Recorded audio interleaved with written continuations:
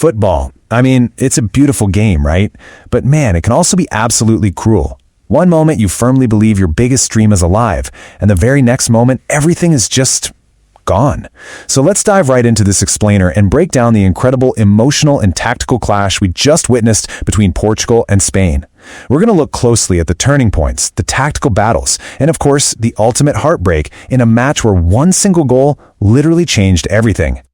Now, for Cristiano Ronaldo, we all knew this was way more than just another match. It was another chance, and perhaps his very final chance, to chase the one trophy that has always agonizingly managed to escape him, the FIFA World Cup. You could practically feel the weight of that singular missing trophy hanging over the entire stadium. And the core dynamic of this match, it was obvious right from the kickoff. On one side, you've got Portugal, really leaning heavily on their experienced veteran attackers, guys like Ronaldo, Bruno Fernandes, and Bernardo Silva. They brought this sense of absolute urgency. But on the other side stood Spain. Young, totally fearless, and hungry to prove they belong right up there among the world's absolute best, putting all their trust in rising stars like Lamine Yamal, Dani Olmo, and Pedri. Okay, so let's kick things off with part one, a battle of generations. From the very first whistle, both teams stepped onto the pitch looking incredibly confident. But here's the thing, neither wanted to be the one to make that fatal early mistake. The game instantly became fast, intensely physical, and charged with this electric energy where you just knew every single pass and tackle mattered.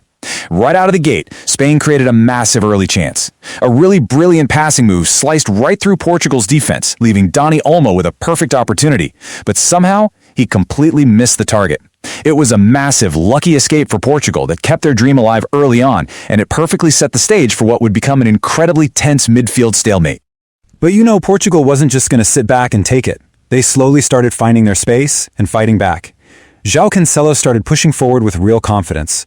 Over on the left side, Nuno Mendes was making these powerful, driving runs, showing exactly why he's considered one of the absolute best young fullbacks in world football today. In the center, you had Bruno Fernandes working to dictate the tempo, while Bernardo Silva was constantly scanning the pitch, looking for those clever little passes to break the Spanish lines. And of course, waiting at the end of those passes was Cristiano Ronaldo.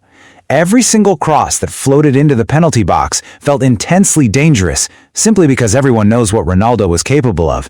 Even at this stage of his career, he never ever stopped searching for that one vital chance.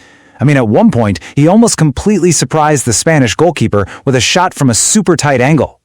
But after that initial flurry of action, the game basically transformed into a giant midfield chess match. It wasn't an open, flowing game anymore.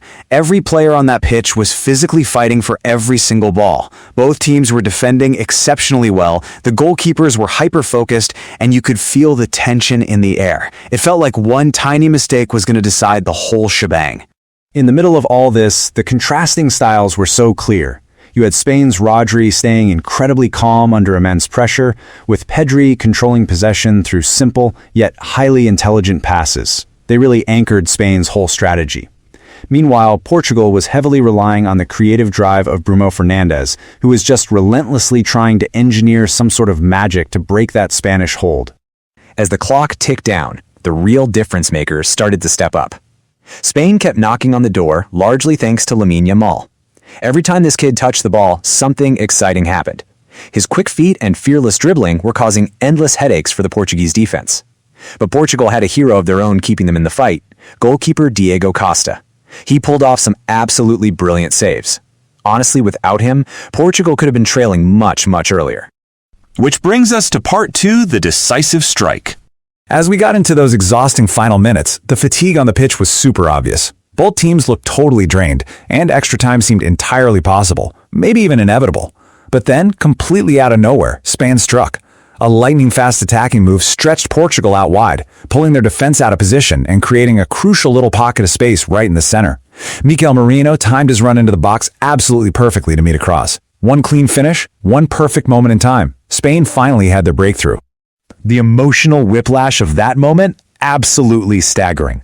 The stadium just exploded with Spanish cheers, but down on the pitch, the Portugal players were literally frozen. Think about how shocking that reality is to process. After fighting so incredibly hard for over 90 minutes, they were suddenly behind with almost zero time left on the clock. True to their nature, though, Portugal completely refused to give up. They launched a desperate final push, throwing absolutely everyone forward. Every single attack carried the hopes of an entire nation, and every desperate cross into the box was desperately searching for Ronaldo. But Spain's defense? They refused to crack. They stayed perfectly calm, blocked every dangerous ball, and held strong right up until the referee blew the final whistle. Just like that, Portugal's dream was over. So we have to ask, moving to part 3, why exactly did Spain win? Objectively speaking, we have to acknowledge that Portugal didn't actually play badly. In fact, they defended really well for the vast majority of the match. Nuno Mendes worked tirelessly, Bruno Fernandes created opportunities, and Diego Costa was massive in goal. So what actually separated them? Well, football is ultimately decided by moments. Looking at the tactical reality, Portugal simply created too few clear, high-quality chances. Spain, on the other hand, controlled the possession so much better. By pushing their defensive line high and shrinking the available space, the Spanish midfield could afford to be incredibly patient. They just moved the ball side to side, waiting. And when the biggest chance of the game finally arrived, they took it. That ruthless efficiency was the ultimate difference. Spain moves one step closer to World Cup glory because they showcased what looks like a truly perfect recipe for success, a flawless balance between experience and youth. You had young Lamine Yamal proving he belongs on the biggest stage, Pedri controlling the midfield with a maturity way beyond his years, and veteran Rodri leading by a calm, steady example. That balance, it makes them one of the absolute strongest teams left in the tournament. And that leads us to our final section, part 4, Legacy of a Legend. Watching Cristiano Ronaldo after the final whistle blew was just heartbreaking for any football fan. Regardless of whether you support him or not, everyone knows exactly how much the World Cup means to him. Seeing that realization wash over him was a deeply painful moment. I mean, think about it. He has won almost everything there is to win in this sport. League titles across Europe, multiple Champions League trophies, a European Championship, the Nations League, 5 Ballon d'Or awards, hundreds upon hundreds of goals, and countless shattered records. But the World Cup remains the one single dream he just couldn't achieve. But even in this incredibly painful defeat, Ronaldo showed immense courage. He chased down every cross, challenged every single defender, and fought literally until the very last second. As this quote captures so perfectly, legends aren't remembered only because they win. They're remembered because they never ever stop fighting.